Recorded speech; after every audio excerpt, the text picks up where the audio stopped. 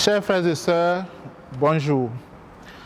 À l'instar de nos pasteurs et de certains frères qui sont passés sur ces réseaux pour nous encourager par rapport à cette crise que nous traversons, j'ai l'honneur d'être devant vous aujourd'hui pour parler, pour échanger avec vous sur le thème « Comment aider en période de crise ».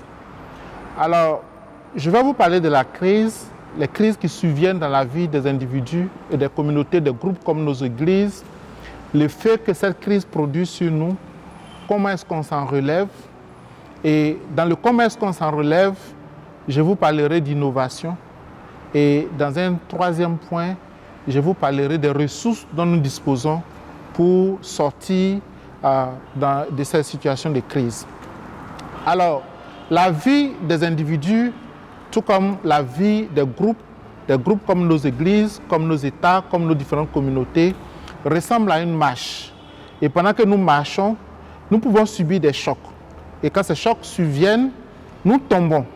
Et lorsque nous regardons les petits-enfants, tous que nous sommes, quand nous étions tout petits, que nous apprenions à marcher, il nous arrive de tomber et de nous relever. Et cette crise sanitaire du Covid-19 ressemble à un choc qui survient lorsque nous marchons et nous tombons. Mais lorsque nous tombons, nous devons nous relever. Nous devons nous relever et continuer notre marche. Et mieux, continuer à vivre cette vie que Dieu a prévue pour nous. Alors, quand les chocs surviennent au début, ce qui se produit, comme je l'ai dit tantôt, nous ressemblons à quelqu'un qui tombe dans un trou. Et la première nécessité, c'est de secourir cette personne. Donc, la première étape d'aide en situation de crise, c'est le secours. Le secours survient pour empêcher que celui qui est affecté par la crise tombe plus bas. Le secours survient pour empêcher que nous tombions plus bas. Et donc, dans cette situation que nous vivons, il y a des personnes qui ont perdu leur emploi, qui ont du mal à se nourrir, qui ont du mal à se loger, qui risquent même de mourir physiquement si rien ne fait. À ces personnes-là, il faut apporter le secours.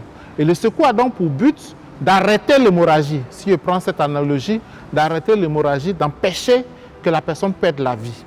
Dès l'instant que nous avons arrêté l'hémorragie, dès l'instant où nous avons empêché qu'une personne tombe plus bas, alors l'aide doit changer de forme. L'aide doit maintenant devenir ce que l'on appelle la réhabilitation. La réhabilitation ou la restauration, c'est de permettre à la personne qui est affectée de revenir au niveau où elle était plutôt avant la survenue de la crise. Et je reprends donc, le secours c'est pour empêcher qu'on tombe plus bas et la réhabilitation c'est de nous relever pour revenir au niveau où nous étions avant la crise. Et une fois que nous sommes revenus au niveau où nous étions avant la crise, nous devons continuer notre marche, nous devons continuer à grandir, nous devons continuer à manifester la gloire de Dieu sur notre vie. On appelle cela le développement. Nous faisons des choses que nous ne faisions même pas avant que nous n'ayons connu cette crise. Alors, en évoquant ces trois étapes, je voulais relever que l'attitude que nous devons avoir, que nous soyons personnes affectées par la crise ou que nous soyons personnes qui viennent en aide, notre attitude doit changer selon les étapes. Lorsque une personne est secourue, lorsque nous apportons le secours en période de secours, la personne que nous aidons est censée ne pouvoir rien faire pour elle-même.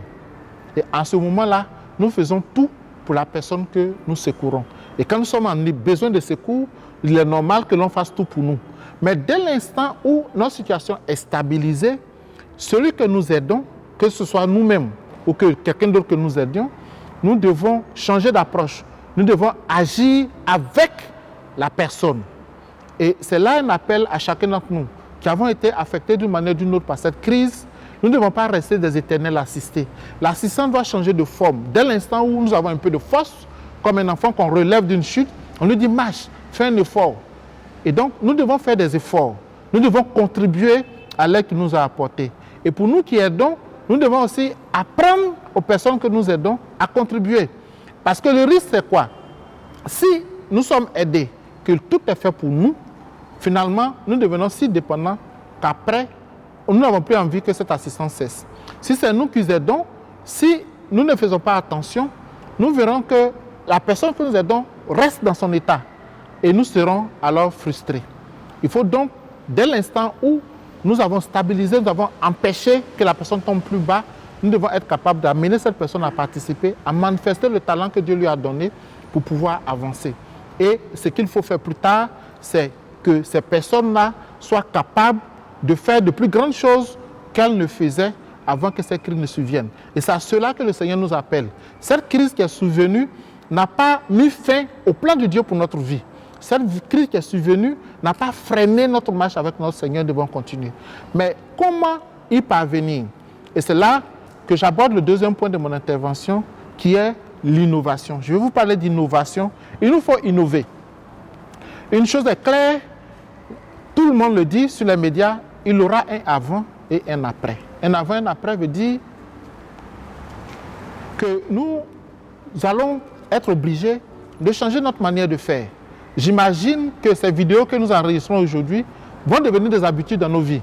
J'imagine que nos manières de partir au restaurant vont changer.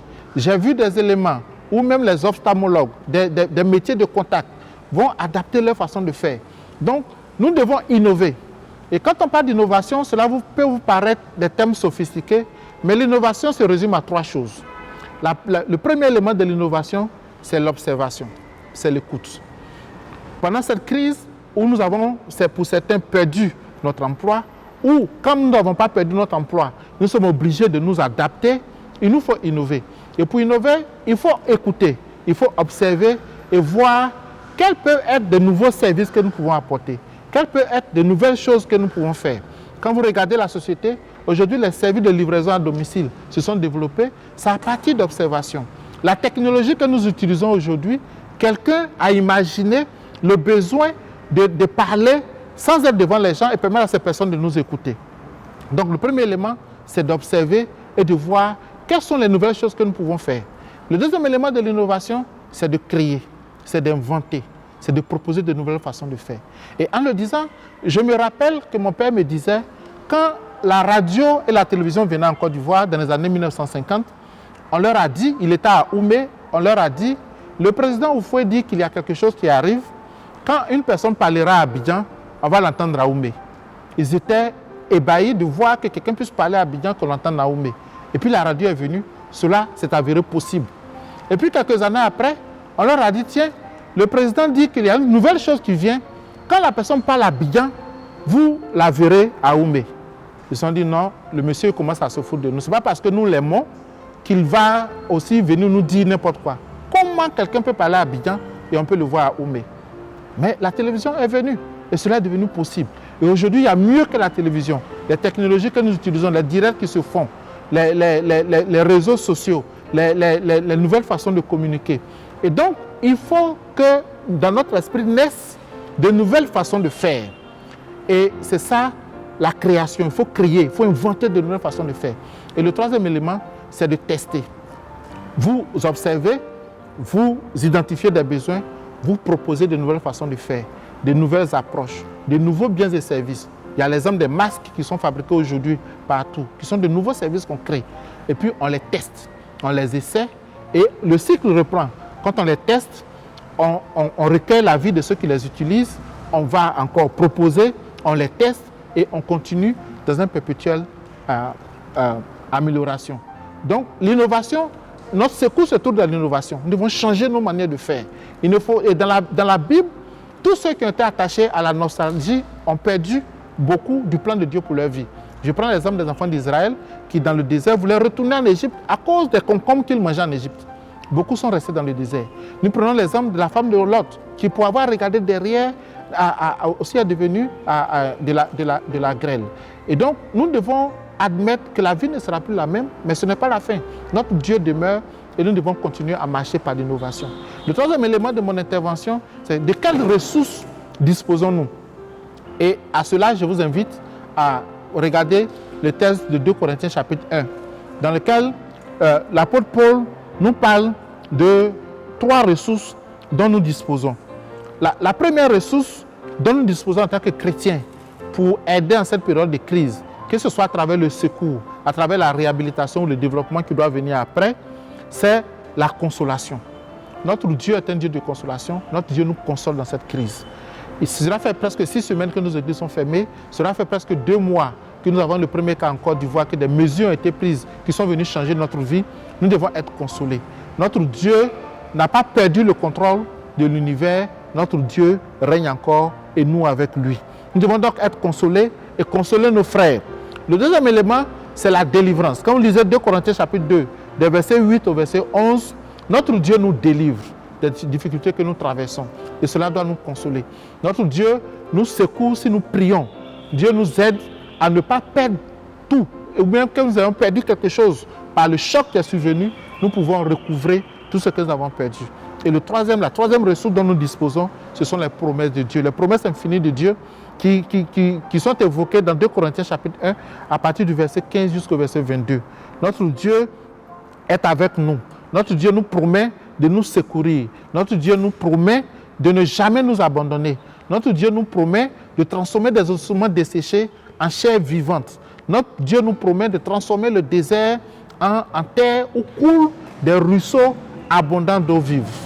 Voici, chers frères et sœurs, ce que je voulais exposer ce matin en parlant de comment aider en période de crise. Si je vais me résumer, que lorsqu'un choc parvient, lorsqu'un choc survient, nous tombons. Et quand nous tombons, nous avons besoin de secours pour que nous ne tombons pas plus bas, pour que nous ne perdions pas notre vie.